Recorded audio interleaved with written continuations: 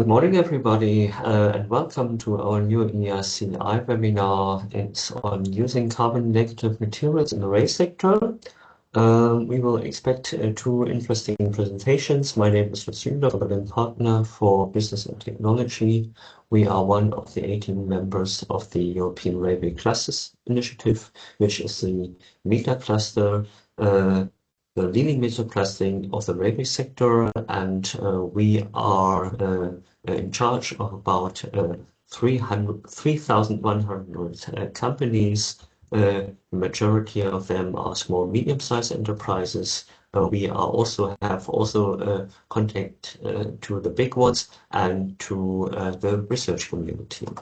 We are located in 17 European countries, and our main goals are to support especially small and medium-sized enterprises in order to detect new market opportunities for them, to support them in partner matchmaking for research and development activities, in enhancing their visibility on an international level, and to discuss with them innovative topics like due to our ERCI task forces, as for instance, cybersecurity, multimodal logistics, and more.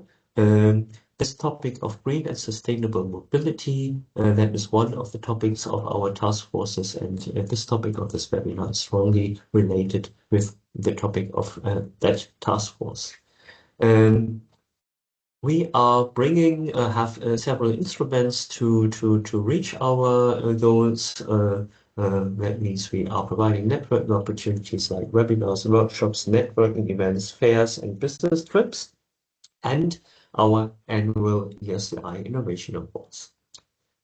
Yeah, coming back to the Task Force Green and Sustainable Mobility, they have launched a quarterly survey in order to get to know how mature the European rail sector is in case of sustainability, and you are kindly invited to answer these 3 questions of the survey by following the link which will be present in the chat. So our contact data, you can reach us via the usual contact channels like email, LinkedIn, and in the web. And coming back to our webinar today, we will have 2 inspiring presentations covering our today's webinar topic, then followed each by questions and answers. And we will present you at the end of the webinar some news from the ERCI network on ongoing projects and funding opportunities, and on next webinars and events. First, I will take the chance to give the floor to my colleague Kat from the Rail Forum, our UK member cluster, to introduce the first speaker. Thank you ever so much. Lovely to be with you all, and I hope you're all doing well this morning. I am delighted to introduce our member Plastecowood and Henning to this presentation. Henning has been improving profitability of companies at gross margin level for his entire career, which is excellent. And he's worked in senior management positions in international companies, both huge and small, with experience in chemicals, plastics, and packaging, as well as having founded several manufacturing and technology companies. He has found that his profitability enhancement process has seen a significant impact on bottom line and ability to grow fast, which is really exciting, and I'm sure he's very successful. Henning is a fellow of the Royal Academy of Engineering and will be here to talk us through the fabulous product that Plastecowood have developed. Henning, over to you, please. Well, welcome everybody. As Kat said, my name is Henning von Sprakkelsen. I'm just going to go over to share my screen now and begin the presentation and show you what we've been doing in the company.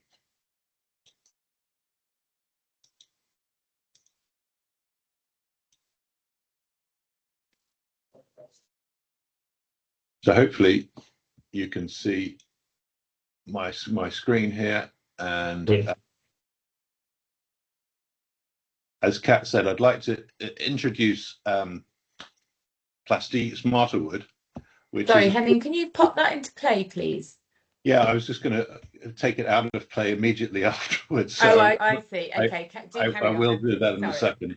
Essentially, we make out of plastic packaging waste a proprietary material, which is an alternative to timber, steel, and concrete.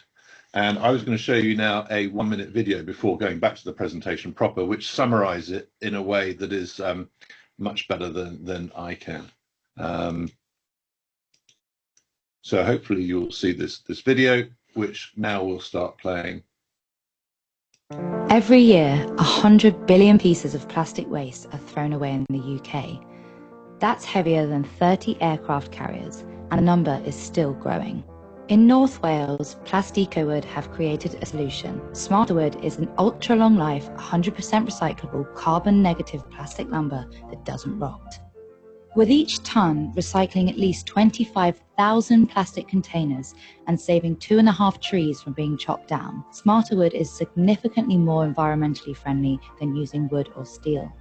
These unique strengths have been harnessed by businesses across the UK to make wipe-dry outdoor furniture, rot-proof boardwalks, acoustic barriers, sturdy shipping structures, fencing, and even pub tables that will survive a flood. So find out how you can join them. Visit us at our factory and we'll create a product that's tailored to your needs and will last over 100 years and help save the planet.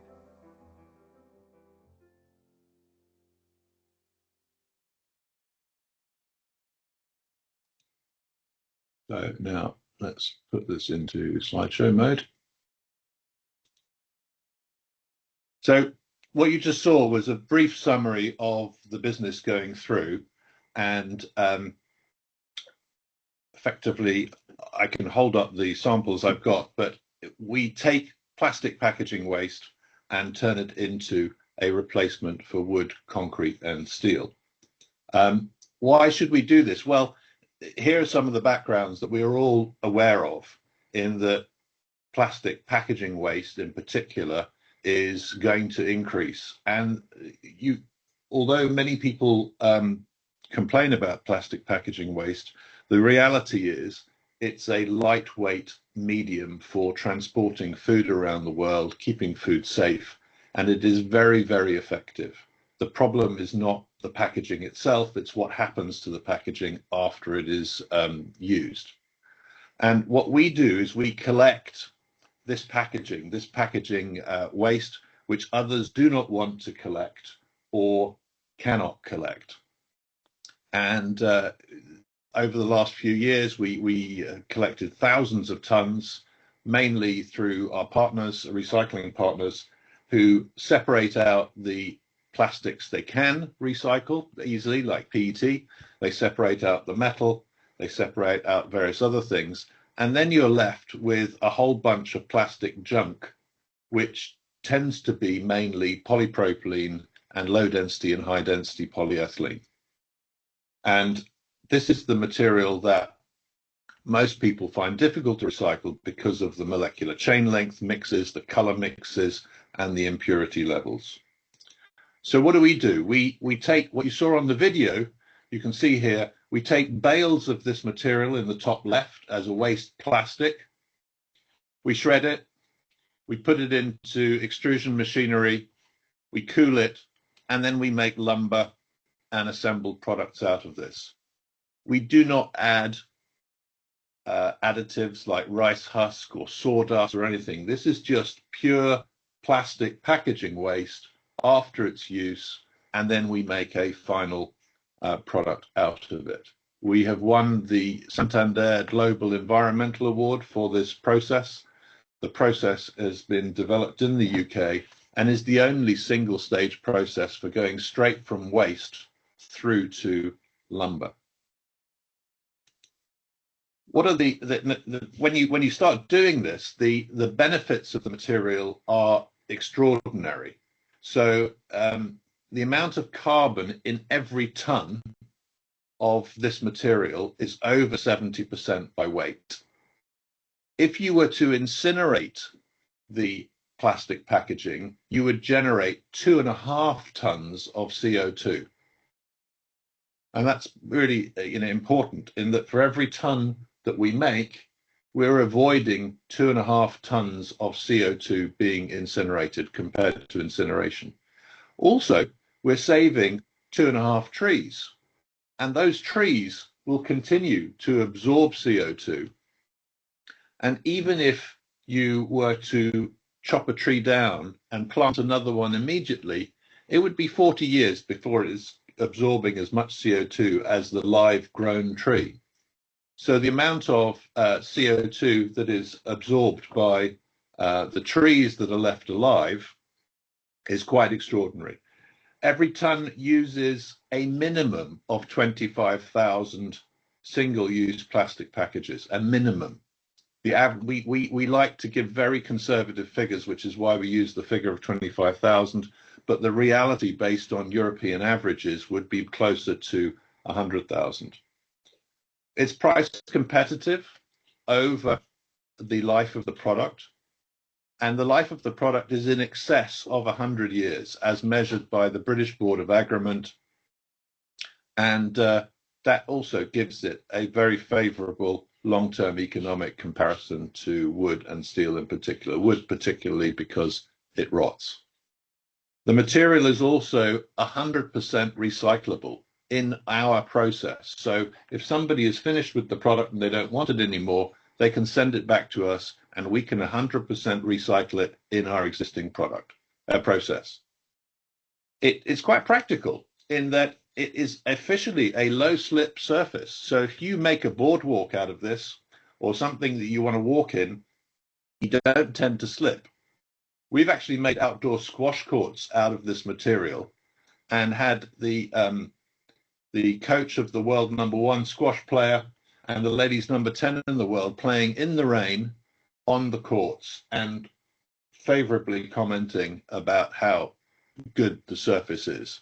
It's extremely durable and maintenance free, and it does not rot. So here are some examples across applications. This is a boardwalk in Ireland. You can see here the surface that you walk on and the fencing on the side to stop you falling off is all made out of this material. And just using this example, we saved 408 tons of CO2 being released into the atmosphere compared to incinerating the waste. We saved 408 trees from being cut down that would have had to be cut down to make this boardwalk had it been made out of metal. And the nice thing about this boardwalk is you don't have to put chicken wire down on it to stop people slipping and sliding in the winter. Kids can run up and down this in their bare feet without any danger. And it upcycles at least 10 million single-use waste plastic packages. And you see on some other pictures below, you can see people have made these into pub tables. They're very useful because they're very difficult to steal. They're very, very heavy and almost impossible to break. You can see fencing being used on the side of roads to keep livestock off the roads. And you can even see people using it to repair canals because it does not absorb water. And as we all know, this plastic packaging waste lasts for a long time. So that's all very interesting, but let's look at this from a rail point of view. Where can you use this in order to help for the rail industry? Well, one example is looking at it from a land retaining wall point of view. This is an example from Network Rail in the UK. The expected life of this is over 120 years. And what they did here was they used beams of 150 millimeters by 150 millimeter section. And they used the vertical uprights were made of steel, as is normal. And you can see on the bottom right here an image of what it's like from down below. And this is a bit more of a detailed picture. And on this presentation down here, you can see a link through to the full case study, which is on the Plastecowood website. Another feature of this amazing material is that it is very, very dense. It is more than twice the density of wood, and this is very, very good from an acoustic barrier point of view. If you were to make an acoustic barrier out of this material, and we have done testing with Salford University at their UCAS accredited test laboratory to rail standards, and these three numbers here reflect different thicknesses of barrier. So if you make a single barrier about 50 millimeters thick, you will get 26 decibel of noise barrier.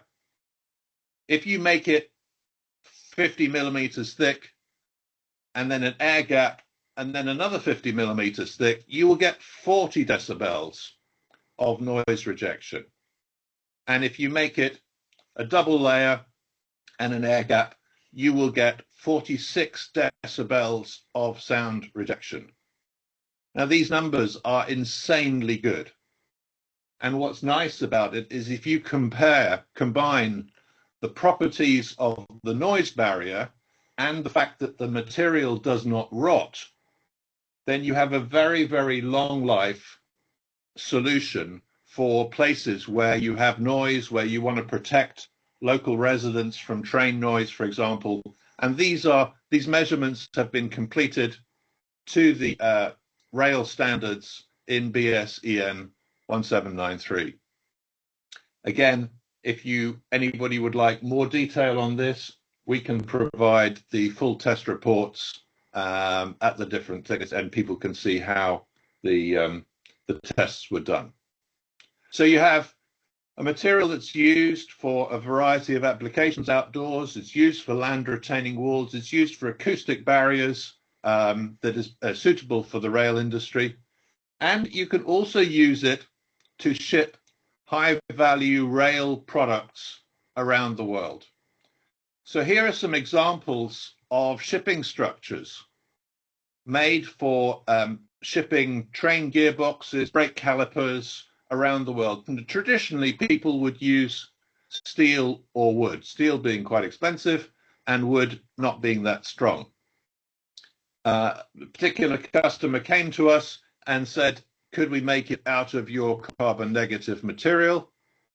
This material is very, very strong, and they have bought over 5,000 structures from us over the years to ship high value items from Austria, Germany through to Japan, etc.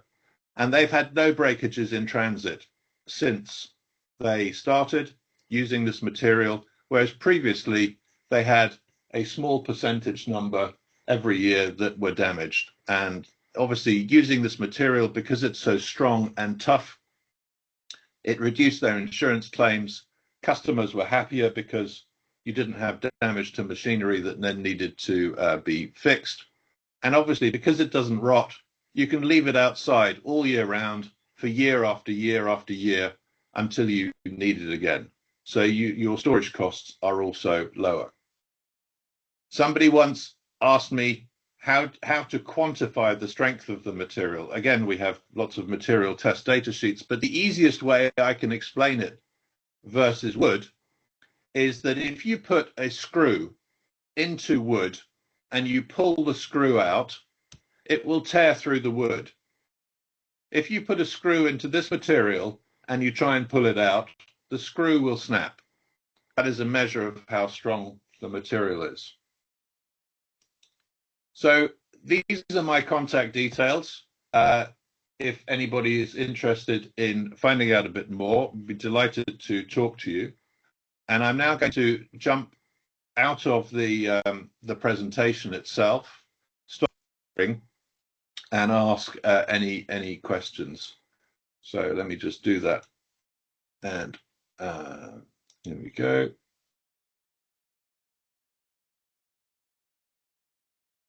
Thank you very much, Henning. That was a really interesting canter through the range of applications for smarter wood. And personally, I've really enjoyed hearing about the long life this product can deliver for the rail sector, and that lack of rotting particularly, which is really critical, particularly at the moment. Certainly in the UK, lots of issues around weather and flooding as our climate is changing, and you can see real benefits of that from that retaining wall aspect. So some questions to kick us off, but as you've seen from colleagues from ERCI, please do put any questions that you might have into the chat so we can have a good discussion. But first I'm going to start with, what is the typical longevity of the product compared to wood?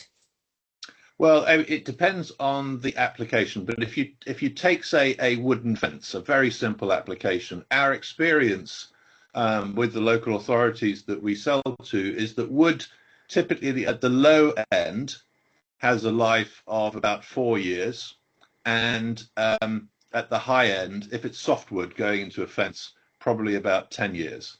And if you compare it to this material, like I said, the British Board of Agreement have tested this, and they didn't find an upper limit to the life, which is hardly surprising, because we all have experience of seeing packaging lying around on beaches and in the countryside forever, and it never seems to go away. And that's because this material is made out of long chain polymers, and it's solid, and so it doesn't really get affected by ultraviolet light, and it still be there for a long time. The British Board of Agreement tests, they said they expect a life in excess of 120 years. Oh, wow. And again, we can send the certificate. So it's very, very long life. And so if you typically have a fence, using that very simple example, we make material that we send to Tesco, the largest retailer in the UK, and they make fences for it for their car parks. They make fences for it around their petrol stations, and they will then benefit from not having to replace those fences. And because the material is also quite strong, it's very difficult to break. So applications that we've seen in the rail sector, they were some of these in my presentation. The rail sector has used, and the construction sector has used it for fencing, has used it for land retention. The British Board of Agreement's tests were specifically on land retention, and Network Rail have used it in that particular application that I showed you. And you can also use it as a medium for making stillages to send high value, heavy equipment around the world. Can I'm just going to jump around on the questions a bit, because I think this flows quite nicely. So can we have a look at the last question that Lutz has kindly taken from the chat? How well does it stand in more sunny and arid conditions? Obviously, UK, as we all know, is pretty soggy. Spain, very luckily, has a lot more sunshine and heat. Does the material stand up equally well there? Yeah, I mean, the melting point of this material, the melting point, is approximately 160 degrees centigrade. That's when it starts to melt. It obviously softens a little bit at about 80, 90 degrees centigrade. So in sunny, arid conditions, we use it for beaches, steps going down to beaches, but again, our experience there has been mainly in the UK.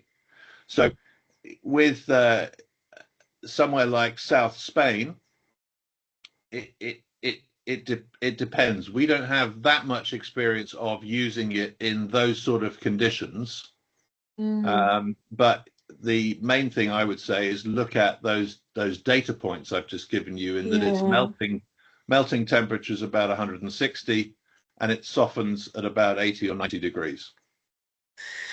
And just following on from that, because that's a really interesting perspective.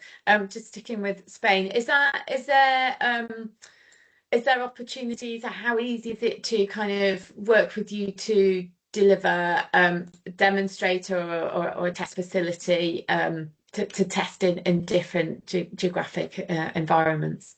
Very straightforward. We you know, it depends on what is required. If, for example, furniture is required, then we can make furniture at our factory in North Wales and ship it flat packed to a particular location.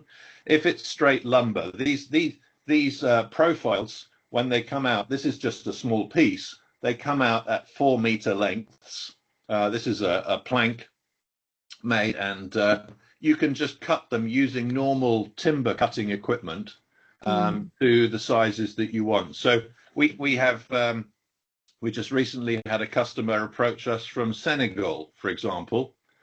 Senegal's got its fair amount of sun, and they're using the material to make potato boxes, because previously the potato industry has used wooden crates, and they were very happy with our experience in the UK of making potato boxes for UK potato growers, and they wanted to do the same thing in Senegal.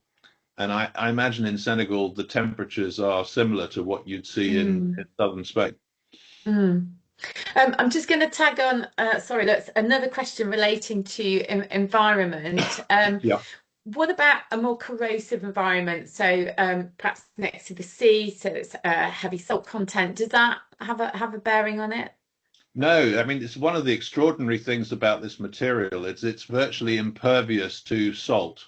So if you, as I mentioned before, if you have an example is a walkway or a set of steps going down to a beach, which not only has salt, but it also has flying sand and all the rest of it, which, you know, wood finds difficult to deal with over time. We have examples that have been in place for quite a long time now on British beaches, where, you know, there's quite a lot of humidity, quite a lot of salt water in the air.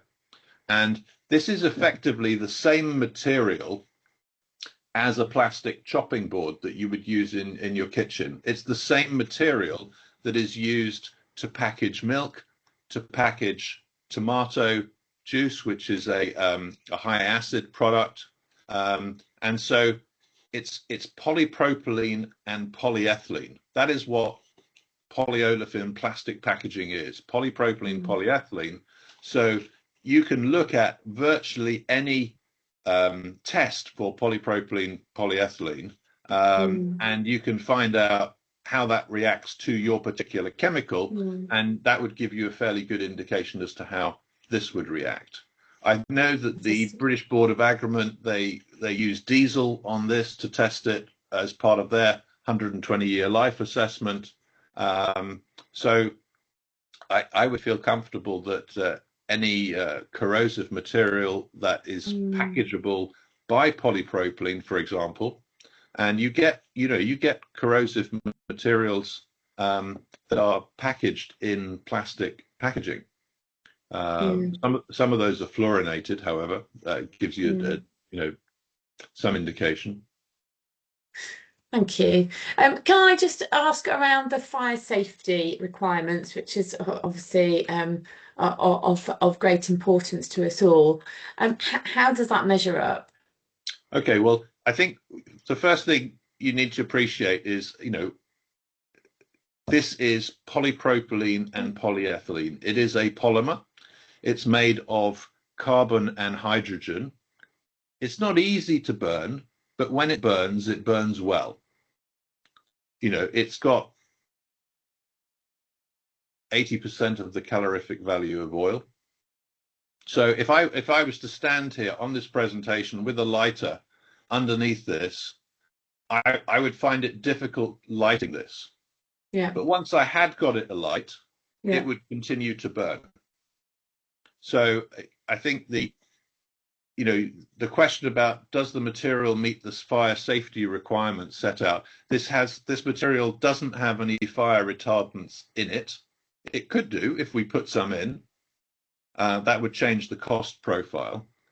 But most of our clients are looking for this in an outdoor setting, and not an indoor setting for building houses from, or in an indoor setting like inside a train or something like that. Inside the train, right. Okay, so there could be that potential application, but I think a little bit more investigation needs to needs to take place. But like you say, if it's replacing wood in fencing or land retention, then that's quite a different application to within a rail vehicle itself. But certainly, I guess a question that you'd be happy to discuss with anyone who's interested in applications within vehicles. The third question, I'm sorry, I've been hopping about a bit. What are the savings of LCC?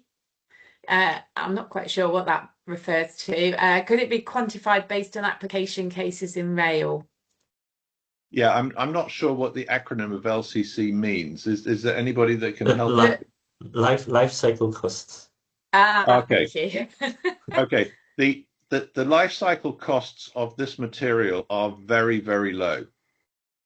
And our experience and our customers' experience is it needs virtually zero maintenance. And what you buy at the beginning, that's your cost, and you don't really come back to it. So if you take, say, a boardwalk or a fence or a piece of furniture,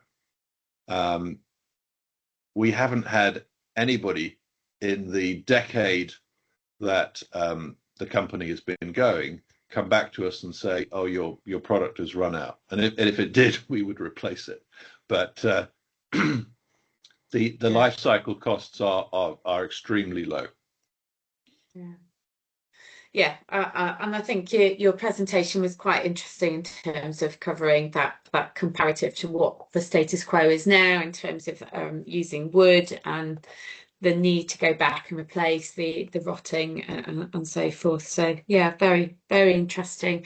I'm going to do a final call out for our delegates to see if you have any more questions. There's one that's just popped up. Thank you, Torsten. How much does 1 ton of the material cost? Ooh, not such an easy question.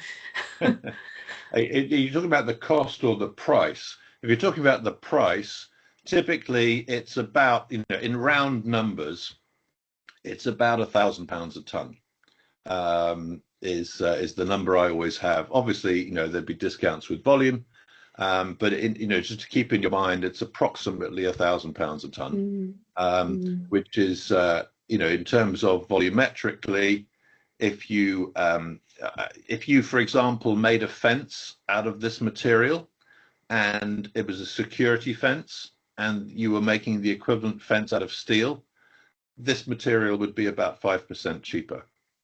If you were making a fence out of wood, this material would be twice the price of the wood, but it would last 20 times as long. Yeah. And so it's that also, whole life cost piece. Yeah, that whole life cost is very low. And the other problem that you have these days, which people don't realize, is wood used to be using some very, very horrible, nasty copper arsenic-based additives to stop it rotting. Right. These have been banned in most countries. And what is now being used for wood is less nasty, but still nasty, but significantly less effective preservatives. Yeah. And so you get a lot of fast-growing timber where you build a fence, and out of a sort of 1,000 meters of fence, you suddenly have 4 fence posts that rot on a random basis because a fungus has attacked the base of the post. So you're suddenly into a maintenance of the entire 1,000 meters of fence because 3 posts have fallen over. Plus, you can't compare it on a like-for-like basis, because if you want to put a wooden fence post in, you need to use concrete in order to put the post in the ground. If you want to put one of these in the ground, you just make a hole that's the same size and you put it in without the concrete. So you don't need concrete for making posts with this stuff. And the other thing is this will lie flat on the ground. And again, the bit that's on the ground won't rot. You can bury it in the ground and it won't rot. So when you look at that, the life cycle of this is so different because it's so strong, it's so rot proof, it doesn't rot, and therefore, it's quite difficult to compare it on a like-for-like basis, except to say that it's much stronger, lasts much longer, and is much more environmentally friendly. Yeah. And I'm just thinking that through, of course. If you take the product out of the equation, this is about removing people on track, having to go on track all the time to replace items. So there's quite a lot of associated time savings and cost savings by not having that repetition of, checking, removing, replacing, and the impact on safety, boots on ballast, and just time and the costs associated with that. Excellent. Do we have any more questions from the floor? I'm pretty much all out of questions. Seems not to be the case at the moment. Okay, in that case, I will thank you very much, Henning. Excellent presentation. Pleasure. And again, really interesting product. For those that didn't notice, Henning's company, Smarterwood and Plastecowood, were finalists of our Rail Forum Innovation Awards for the ERCI last year, and a big shout out that you can apply this year as well. Our deadline in the UK is the 8th of May. But thank you, Henning, for sharing your story with us and your product. And I'm going to pass back to Lutz.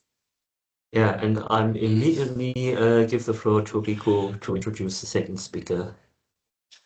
Yeah, thank you. I have the honor to introduce our second speaker, Thorsten Becker, from the German-based company Carbonauten. Thorsten holds a degree in product design and worked for over 25 years as an agency head in the technical industry. Together with the biomass and carbonization expert Christoph Hiemer, he founded Carbonauten in 2017 with the goal of reducing industrial costs and emissions. He enjoys developing innovative materials and products, building a strong brand, scaling the company internationally, and using disruption as a tool. Thorsten, the floor is yours. So, Lutz, thank you very much. Welcome to the cosmos of Carbonauten, the world of Carbonauten. So first of all, we are a company, we are a scale-up. What you will see are some different kinds of proof of concepts, because here in Germany, it's very difficult to raise money for deep tech, for clean tech, green tech. Germany is great in inventing things, but it's very difficult to scale them up. And yeah, we have an interest in a strong Europe, but currently we are have a strong activities, big activities in China. I don't want it, but it's always a question of money, and money is the idea behind our product, because what we learned in the last 8 years, it's not to save the planet, it's all about money. At the end of the day, we talk just about money. And so we changed from the first idea to store carbon dioxide in our materials to build up a green company. We changed it into a very profitable, because when we reduce prices on polymers, then we are in. It's much easier to sell these polymers when they are cheaper than the fossil-based, as you must always explain about green and why is it good for the world and the planet, and so this doesn't work. So this is just a romantic idea behind the green techs. It's all about money. So this is in the beginning my experience. What are we doing? It's a little bit similar to Henning's idea, and I love his material, and maybe we can work also together. How do we combine green and profitability economics? I will show you a small presentation. Okay, you can see my screen? Not yet. It's building up, not yet.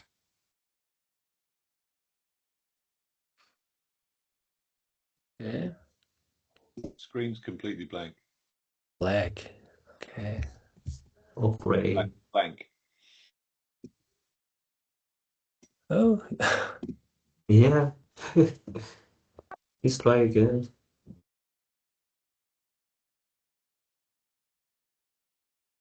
Nothing?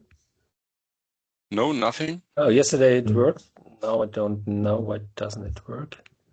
Otherwise, I No. Yeah. Okay. Maybe I must give me 1 minute, please. yeah.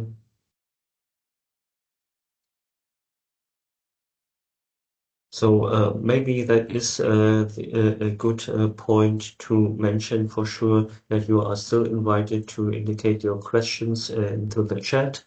And sometimes it happens that there is a small lab here, and I guess we will find a good solution.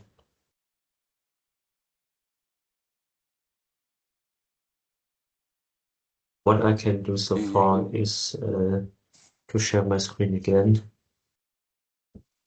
So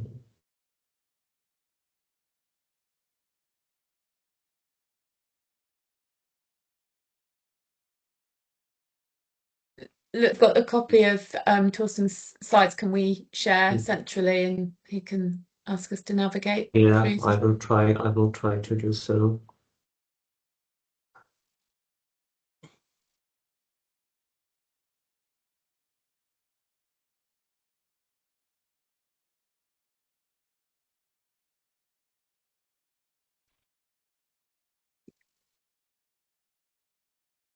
So Maybe.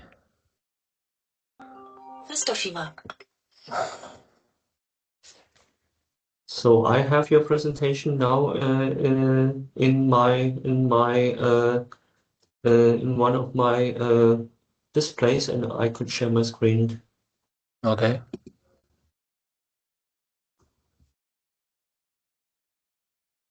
Can you Now see my this is screen? your. Yeah. Okay. Yeah. Okay. So next slide, please.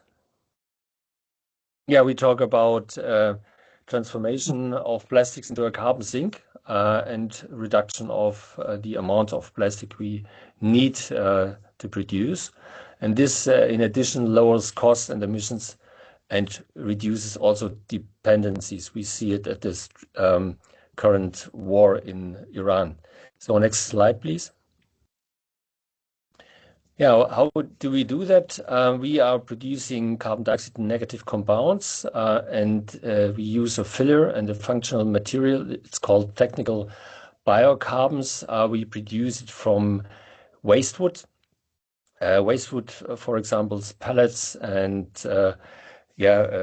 old furnitures with metal stones. So we don't care about some materials in this wood. Because we have a technology, it's our own technology to produce these biocarbons without any rotating parts. So it's very simple to create these carbons. You must know that a tree contains up to approximately 50% carbon. And after its life, normally it rots or it will be burned, and this creates these greenhouse gases.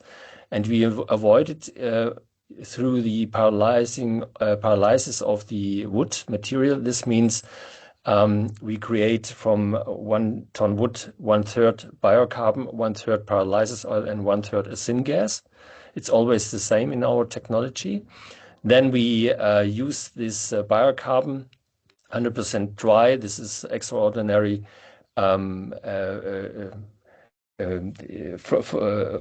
This is a special quality of our technology. We take this biocarbon, we grind them down to 20 micrometers and lower, and then we compound it. This means we use extruders, and we take each conventional polymer, also recycling materials, and combine it with some additives and some and the biocarbons up to 30% to a ready-to-use tech net compound. Net means negative emission technology, and then our clients can use it immediately for thermoforming, like injection molding, extrusion, and others. It's quite good recyclable. So please, next slide. Yeah, the value chain is extraordinarily deep, from a material input material between 0 and 300 euros per ton. We create a compound up to 8,000 euros. Yeah, next slide. So here's some benefits of our material. It's measurable carbon dioxide negative. We create a higher stiffness because carbon is very, very stable, and this means also we can reduce dimensions of parts, and we can also use cheaper polymers. The temperature resistance and UV resistance are increasing. We can influence electrical conductivity and insulation effects. The improved dimensional stability of an injection molding part is reduce also the shrinkage of the parts. We can also reduce the weight of the parts up to 20%, but also by lower dimensions of these parts. We can combine it with biodegradable products. So in a composting line, our carbon in the soil will help the soil to create regenerative agriculture. One very interesting effect is when we use recycling materials which normally have a strong smell, like polypropylene from some shampoo bottles.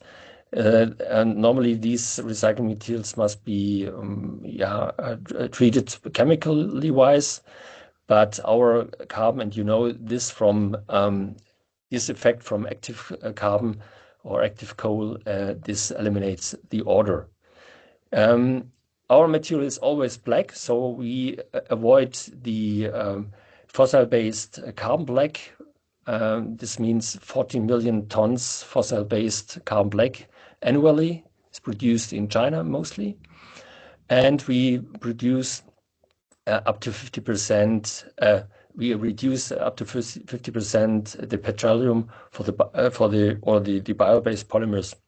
So this has a very high impact on resources and in scope 3. And last but not least, the economics are fantastic because we can produce these materials much more cheaper than conventional.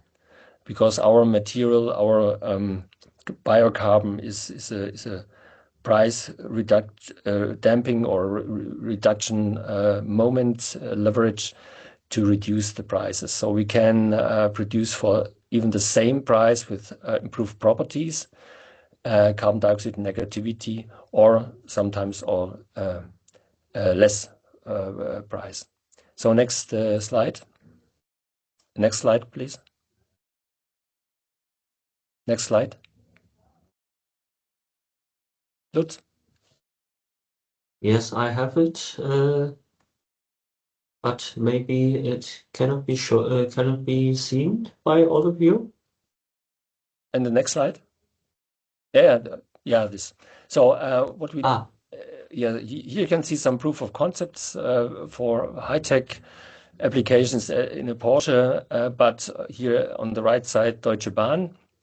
We took their pellets, so we avoid the burning of the pellets, the costs of the pellets, and the carbon dioxide emissions of the pellets by burning, and we produce these parts very easy in We sent our material, ready-to-use compound, to Portugal, and it was also a master batch with a higher filled content to Portugal, and they produced it without any hurdles. They just did it, and yeah, maybe the best product is the service luggage and also the seat shell for the ICE high-speed train.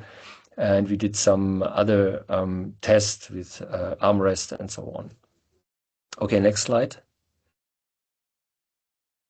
Yeah, here it's just mathematics. When we take, for example, these calculations are from Mercedes on the left side. A conventional polypropylene has a carbon dioxide footprint of roughly approximately 3 kilograms. And our compound has a negativity of minus 0.5 kilograms, so we have a reduction of more than 3 kilograms. On the right side, Arburg is a partner for us in injection molding machineries, and they calculated a little bit more higher. So it depends on the carbon dioxide footprint of the material, and when we talk here about ABS, which has a very high footprint, and we replace this ABS in this seating shell, then we have a really fantastic effect, and we can replace also the ABS by a very cheap polypropylene, in addition with some recycling materials. So next slide. Here are some partners. We are developing these proof of concepts. Next slide. Here you can see our first factory. This is a pilot plant next to Berlin. Here we operate 2 of these carbonization modules, pyrolysis modules we invented and we developed. This is nothing. It's not rocket science. It's a very simple, robust system creating single batches. So we have also an exactly track and trace system. We can tokenize this material. So we combine this robust technology, low capex, low opex with digitalization. Next slide. This is the way to China. This is the second factory we will build up after the pilot plant. This is in the city of Xibi in the Jiangning County in China, next to Shanghai. There we can produce, or we will produce, 100,000 tons of these compounds based on waste bamboo from the region. It's about 50 kilometer radius. We will collect 200,000 tons of this waste bamboo by poor farmers. So we help them to go out of their poverty. They will increase their monthly salaries up to 30%. So we have also a social impact. This means, as a carbon dioxide equivalent, 100,000 tons annually as a side effect, and we produce 30,000 tons of this bio oil. This is a combination of some waters, alcohols, acids, and tars from the plants, and this can be an alternative to the fossil oils. By the syngas, we create up to 200,000 megawatt thermal heat, base-loaded renewable energy across. We use this heat for the system because it's an exothermal process, and for that we need approximately 5 up to 10%, and the 90% we can use to create electricity by big turbines.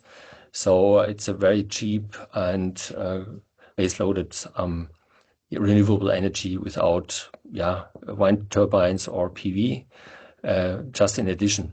And the electricity we use for our own purposes, but we can, by bigger factories, we can offer it for third parties, our neighbors, also heat, steam production, and to put it into different grids for very low products, very low prices, because it's just a side product of our factory. So maybe one slide more. No. Okay, you can stop the presentation. No. Okay, so I'm finished. Sorry, I have a small video, but when I cannot share it, it doesn't make sense about the production of this seed shell. Okay. So I would say it's just the case of Rico to observe the questions and answers. So maybe you want to try to share again for the video. Yeah. And I'm looking. when it works, it works. Yeah. If not, we continue with the questions. Yeah, please.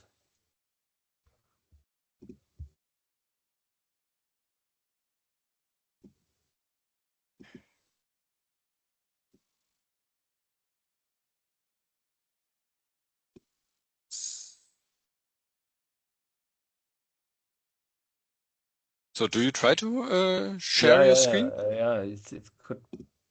Do you see anything now? Not yet. It's building up. Was black? I guess it is the same situation. It's the same. It's blank white. Yeah. But in the meanwhile, okay. I'm collecting questions from the chat. Additional ones. Then we continue with the Q&A. So Lutz, case, I have to share. Yeah. You had to share again. Yeah. Okay, perfect. Then let's start with the first question.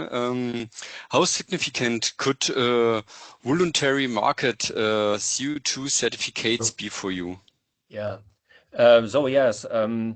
First of all, we don't like these certificates because it's a sweet poison. A lot of biochar producers building up their business models on a calculation which is very dangerous. They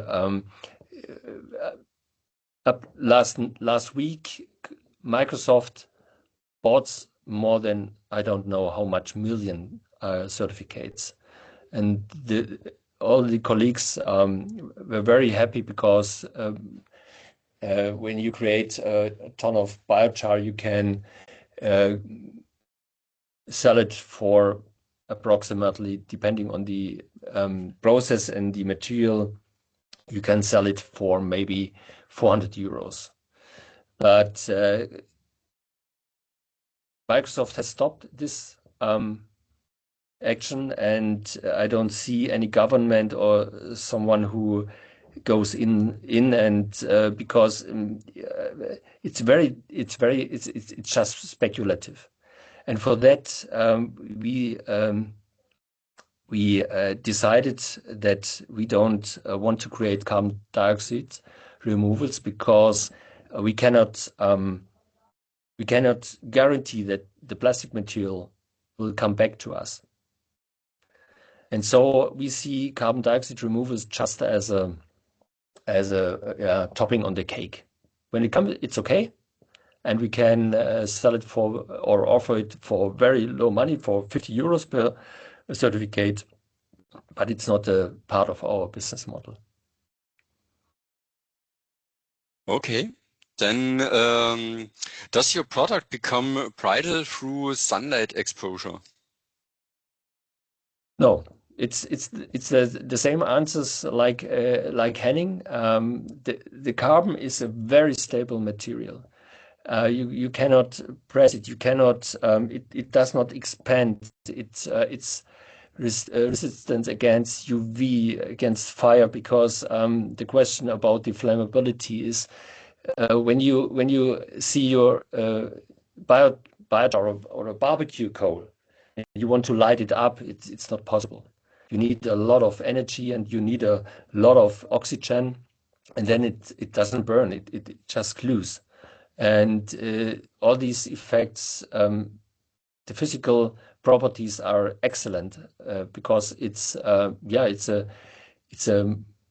molecule, a carbon molecule containing some minerals and ashes, but it's very stable in all these circumstances. Okay, thank you. Are there some more questions from the audience? So definitely, Thorsten, you receive an offer from Henning to please get in touch with him. Yeah, it's fantastic. I think that you can do bilateral afterwards. Mm-hmm. So, any more questions?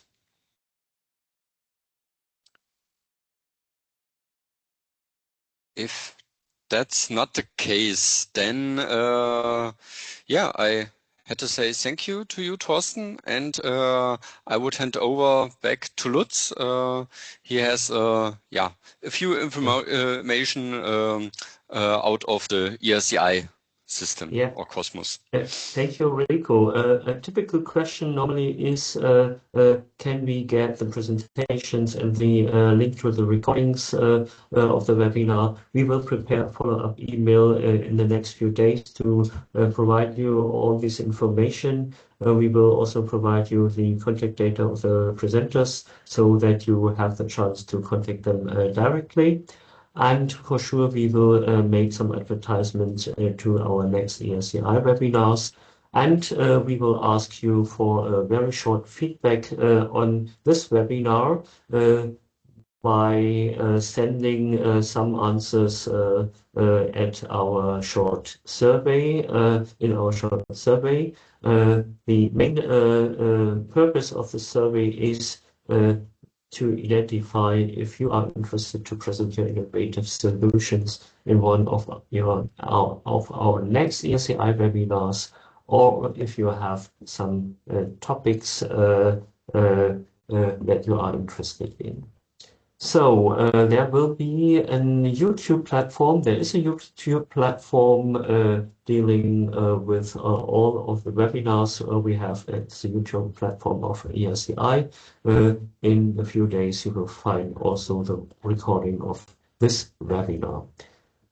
So our next webinar, Lutz, I'm sorry to interrupt you. Please, can you share your screen again? Yeah. There's sorry, there was some mistake. So this is the hint to the feedback questionnaire. Perfect. It is already in the chat. Our YouTube platform is dedicated to present all the recordings of the webinars, and please be patient for some more days. We have to cut the video and upload it to the platform. Our next webinars already fixed. The next webinar is already in 2 weeks on real-time AI applications in rail. It's already possible to register for that. The second is not yet fixed, but will be fixed hopefully in a few days. There will be a collaboration between the European Lightweight Clusters Alliance and ERCI. We will present common activities. We will produce this webinar on the 6th of May, and we will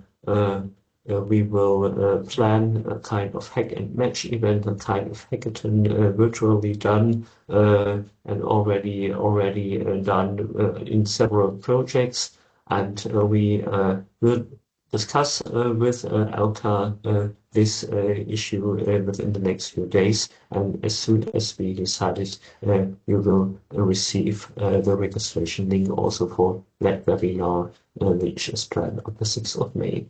And we have a webinar planned for the 3rd of June. It's again a materials topic, driving innovation in railway infrastructure through materials, 2 interesting presentations. registration link is already available, and we will, for the time after the summer break, we will think about to change the time slot for the ERCI webinars. Therefore, we will prepare a short poll, and we will present the poll in a few minutes in the chat, and you might decide which of the dates suits you best. You could choose all three options, or two options, or only one option, and you might already think about, and in a few minutes you will see that poll in the chat, and we will be delighted if you could contribute in this short poll. So some events I have to present. This is the ERCI Innovation Awards in 2026, already mentioned.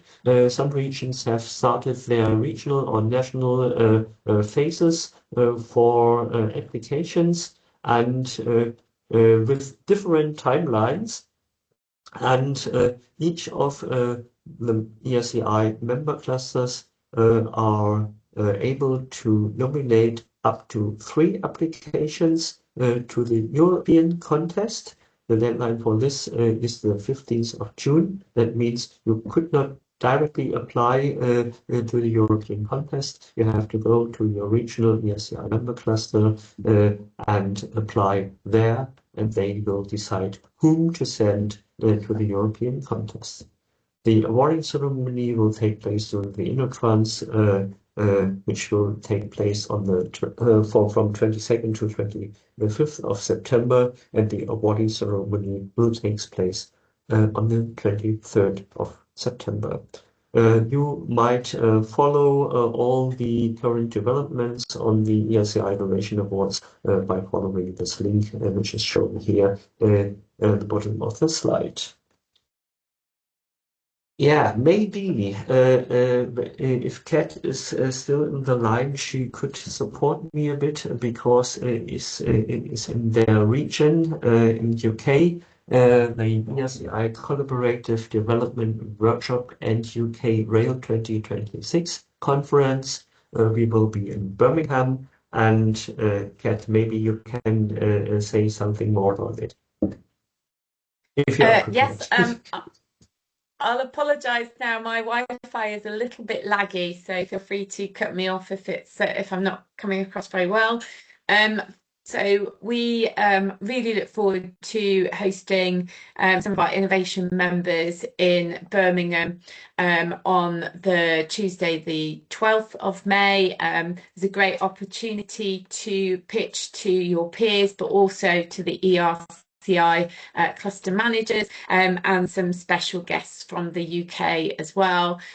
We will be continuing the networking into the evening, enjoying the local beverages.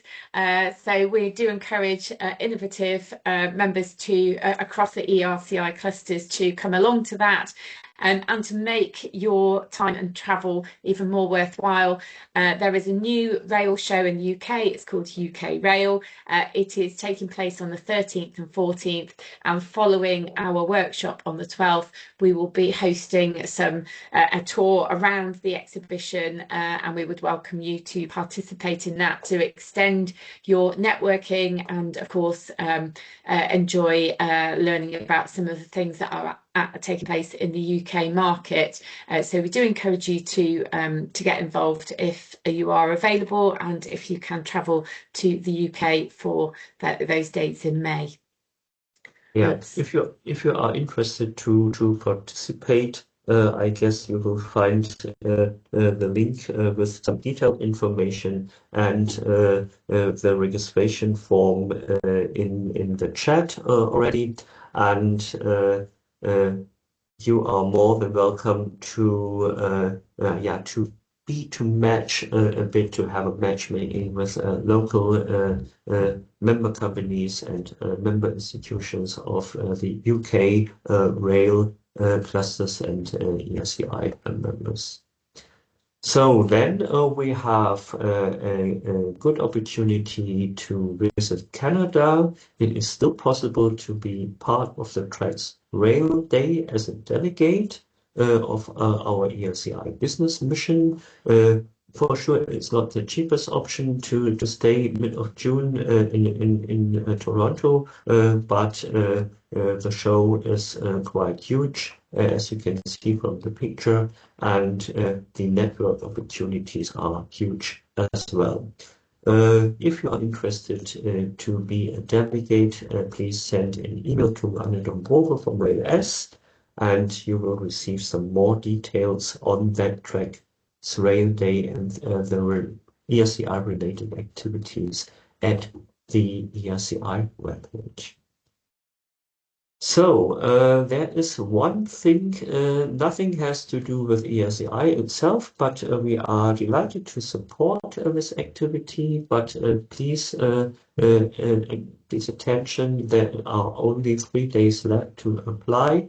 The target audience are former master students and PhD students in the field of railway studies who graduated their studies in 2024 or 2025. There is a competition supported by the European Rail Research Advisory Council, by the European Rail Research Network of Excellence, and the Europe's Rail Joint Undertaking. The main goal is to highlight outstanding scientific results for a sustainable and future-oriented railway system in Europe, and to facilitate access for young practitioners and early career researchers to the railway industry and the specific environment of the railway sector.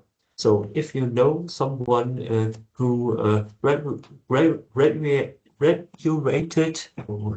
difficult word for German speaking person, then please let them know. You will find all the information also at the webpage of ERCI.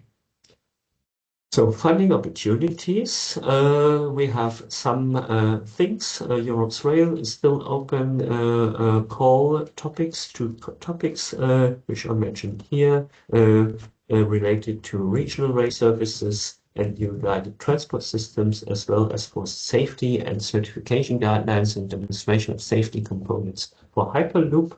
The deadline for proposals is the 7th of May. There was an info day in February. You could watch all this, including the video recording at the Europe's Rail webpage. On Horizon Europe, and that would be my question also to the both presenters. Have you ever been part of a European project, of a Horizon Europe project? It would be interesting to us. There are several working programs on several clusters which are in operation, and there are several calls already open. For instance, these 2 calls are mentioned below, including also not only, but also railway topics. And there is a list of Horizon Europe info days past and upcoming ones also available at the Horizon Europe webpage. Yes, my question to Henning and to Thorsten: have you ever been involved in one of the European projects? No, Henning here. I haven't been involved in one of them. Would be interested to find out a bit more. Yeah. What about you, Yeah, Thorsten? the same for carbonauten. What we see, it's very complicated and it needs a lot of money and a lot of time. And I believe there's enough capital and there's enough technology. What we always not have as humans is time. Yeah. And this is for me the trigger. Yeah, and the but factor. for sure you are not alone. That's for sure. There Yeah. are 18 ERCI clusters which are willing to supporting you. There are also known some candidates of having the role of the coordinator of such calls, and we are keen to matchmake if it suits for sure it relates on the topic, and there are numbers of topics, not only dealing with transport, but also with food bioeconomy, and this also these security. These are only examples. There are some more work in progress programs in force. Yeah, but interesting to know. But for ERCI, it's interesting to know if one is interested. Then we try to matchmake these companies to upcoming consortium. So some projects, and for the projects, I will give the floor to Guido Ancarani from DTEC Fair. He is also the operations director of ERCI. Guido. Thank you, Lutz, and good morning, everybody. I will just detail some of the project where ERCI is involved, or some cluster belonging to ERCI are involved. The first one is LEAD 2030. The end of this project was end of March 2026. It was a very interesting project in order to suggest a measure to contribute to strengthening the resilience of European supply chain of raw material for the railway sector. We have heard about new solution and new opportunities coming from the two speakers. So why not to continue what has been done in this LEAD 2030 project? Next slide, which was presented on the 8th of April at the European Parliament, where we had the opportunity to distribute a policy brief that you can find in the hyperlink that is in the chat, will be put in the chat by Rico. Just to understand that there are recommendations that have been written on the policy and industrial side. I think that this involves and concern everybody. Next slide. Yeah.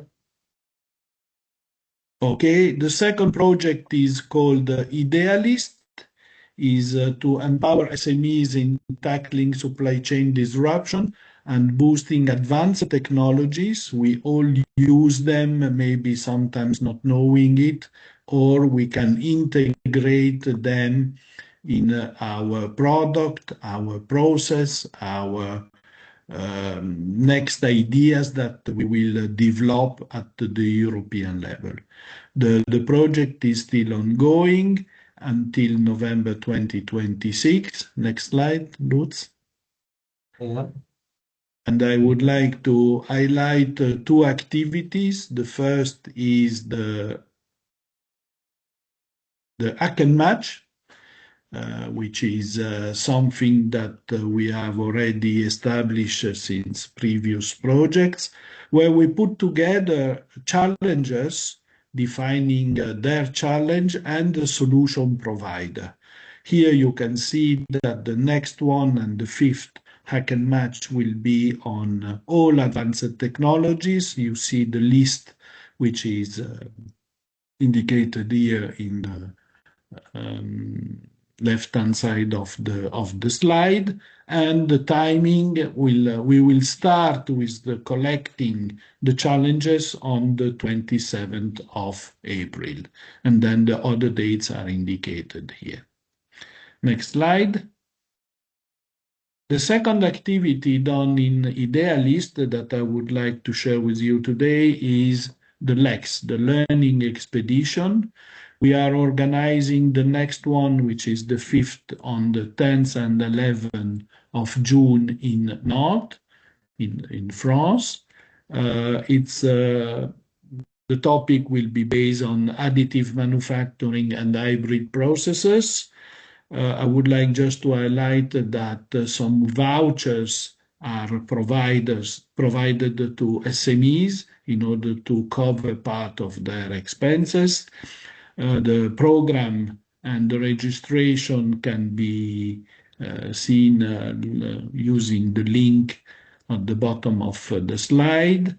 And there are some very interesting visits that are organized during those 2 days. To Airbus, for example, just to say that we are not only looking at the railway sector, as ERCI is doing, but Idealist is covering 3 ecosystem, and one is aerospace, defense, and then we have also energy-intensive industries, in addition to mobility, transport, and automotive, where again we can find application of what we have learned this morning with the 2 speakers. Next slide.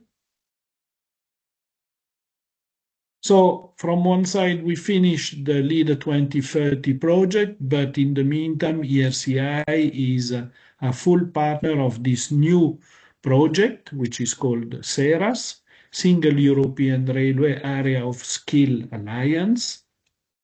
It's something that we are all seeing for the time being. The lack of skills. We are back in the railway sector, and it's a new project which started on December 2025 and will last 4 years. In addition to ERCI, we have also MAFEX, which is one of the 18 cluster, which is a full partner of the project, but also one of the 18 cluster from Spain in ERCI. The contacts are indicated in the bottom of the slide. Next slide. I finished. Up to you. So this is a summary of the upcoming ERCI webinars. The second one I already mentioned is just in the preparation. The next one is the 29th of April on real-time AI applications in rail. The third one is on driving innovation in railway infrastructure through materials on the 3rd of June. And in the meanwhile, I prepared the poll for, I mentioned before, for our dates. It should be remain the Wednesday, or should we change the Monday or to Friday? We received already, as far as I can see, 8 contributions so far. That's good. And you are kindly invited to give your indications or your availability as well. We will repeat this procedure until the summer break, and during the summer break we will decide how to go further on with the time planning of the webinars. So thank you very much at the moment for your for attending this webinar, for your active contributions to questions, for the good discussion. For sure, also thank you to the both speakers and for their very interesting presentations, and the co-moderators for their actively performing the Q&As. And thank you, and have a nice day to all of you. And please do not forget to give us some evaluation regarding this webinar. Thank you very much. Bye-bye.